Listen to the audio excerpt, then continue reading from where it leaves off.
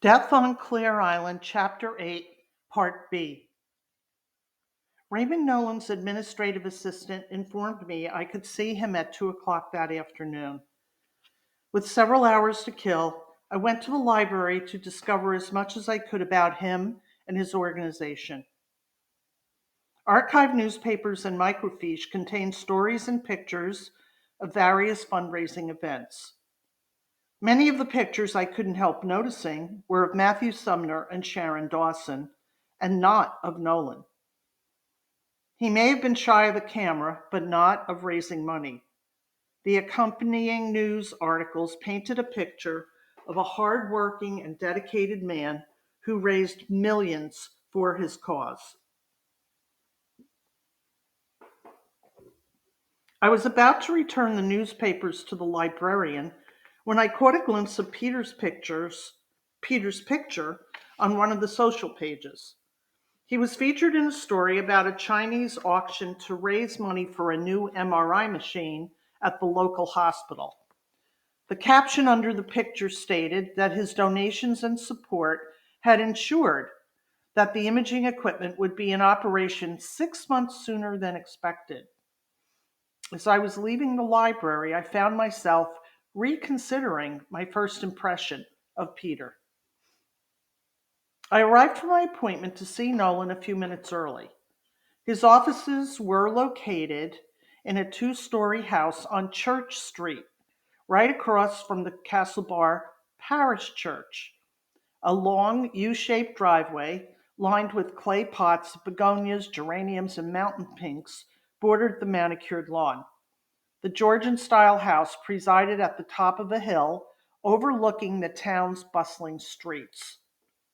I rang the doorbell and opened the door, as the sign over the entry directed me to do. This took me into a large square-shaped reception area with an oak staircase at the back. I then scanned the decor. White paint on the walls, black and white tile on the floor, no pictures or furniture. Stark is the first word that came to mind. A young woman who looked about 25 appeared and introduced herself as Susan Bell, Nolan's administrative assistant. She wore her jet black hair parted in the middle and styled in a blunt cut to her chin.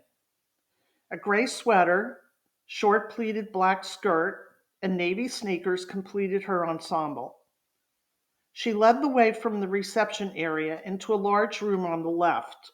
I assumed this would have been the living room when the house was used as a residence. Now it served as her workspace. A sturdy-looking oak table commanded the center of the room. Brochures about the foundation, mailing envelopes, stamps, and other papers lay folded in precise stacks. Susan informed me that Nolan ran late for appointments and that our meeting had been postponed another 20 minutes. I sat down in a comfortable armchair facing an open fireplace and asked about her time with the foundation. As she stuffed brochures into envelopes, she bubbled over with enthusiasm about her job and the wonderful things Nolan did for the community.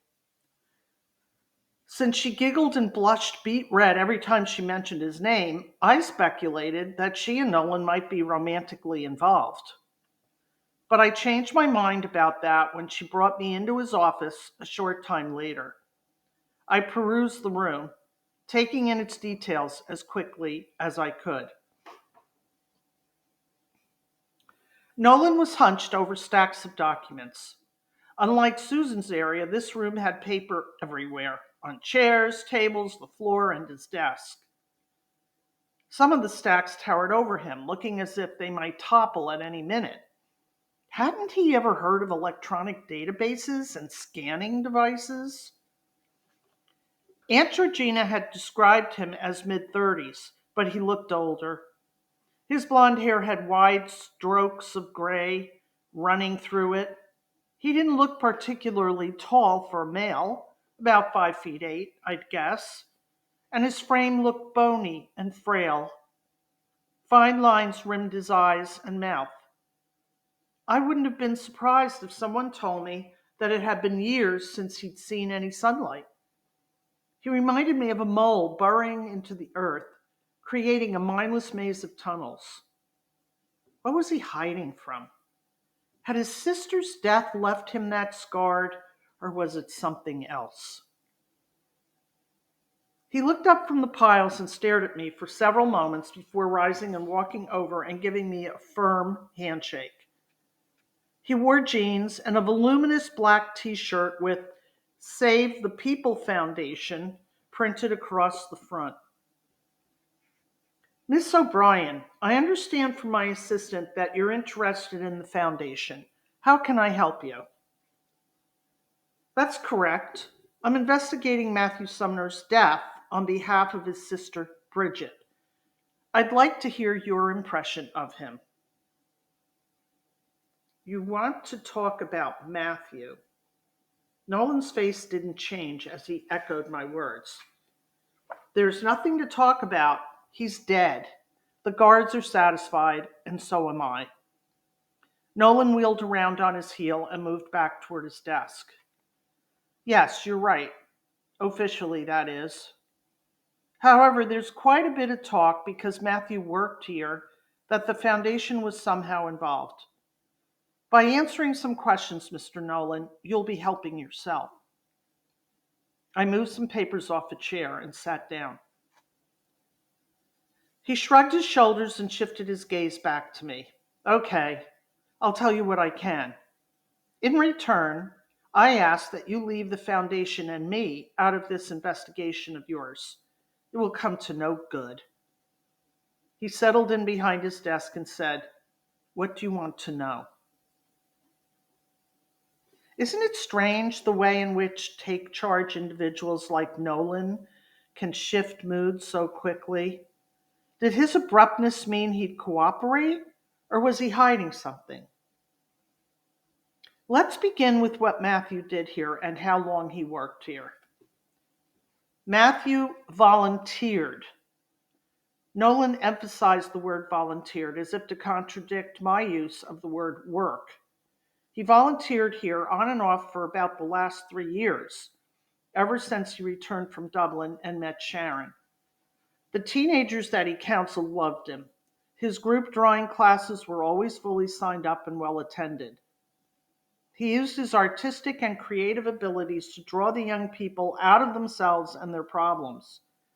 He initiated projects like keeping journals with pictures, songs, poems, things that they'd written. It was cathartic for them. Then, about a year ago, he became secretive and withdrawn. He devoted less and less time to us. Did he give you any reasons for the change in his commitment? I asked. No. At first I thought it was because his career picked up. He was supposed to have an art exhibit in Dublin this year. He was also serious about Sharon. And with the engagement and everything else, I didn't give much heed to him not being here as often. But then I saw him at a fundraising dinner in June, and his appearance shocked me. Did you ask him about it? After all, he volunteered here. You must have had some kind of relationship with him. I emphasized the word relationship. Nolan stared through me as if I weren't in the room. He picked up a pen from the desk and with one hand tapped the other and from the desk with one hand and tapped the other hand in a slow and gentle rhythm. Yes, when I saw how thin he'd gotten, I went to his townhouse one night and asked him if he felt okay. He was rather nasty, as if we'd never known each other. He shouted at me to mind my own business. After that, I didn't bother to ask any more questions. What do you think now? I asked. I think he was a user. The symptoms were right in front of me, and now they're in front of everyone.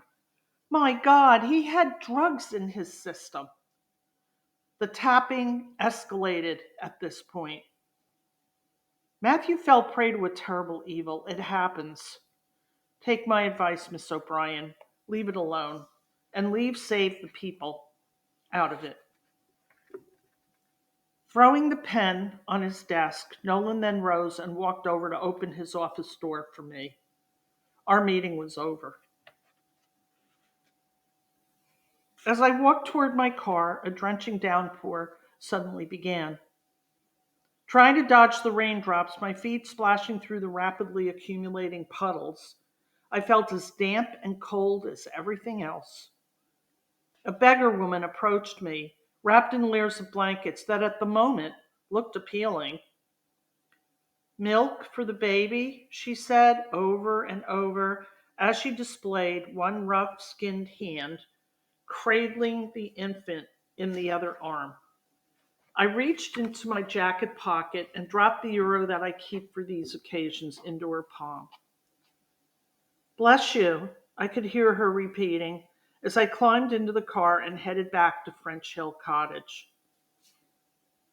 Seeing the woman reminded me of a call I wanted to make. Reaching for the cottage's wall phone, corded no less, as soon as I came through the kitchen door, I entered the number for the parish center in Bunacurry on Ackle Island. When the answering machine came on, I hesitated and then decided to leave a message after all. "Hello, my name is Star O'Brien. I'm looking for information regarding a woman named Margaret O'Malley. She was probably born around 1952. I'd like to make an appointment to meet with whomever looks after your church records." Then I left my phone number and my thanks. After replacing the phone in its cradle, I lit the fires in the living room and kitchen, then changed out of my damp clothes. The silence that echoed throughout the rooms was deafening. Snapping on the radio, I settled in front of the living room fireplace to think about my meeting with Raymond Nolan. Although my fingers itched to have access to my databases back in Ridgewood, I knew that real information breakthroughs came in following up with sources like Raymond, Sharon, and Lucia in person. Likewise, in my search for my mother, I had to look into every church and ancestry museum and talk to as many people as I could if I had any hope of getting lucky. My intuition told me that Raymond knew more than he'd let on, and I expected we'd talk again. In my mother's case, I wasn't so sure if I'd find out anything at all.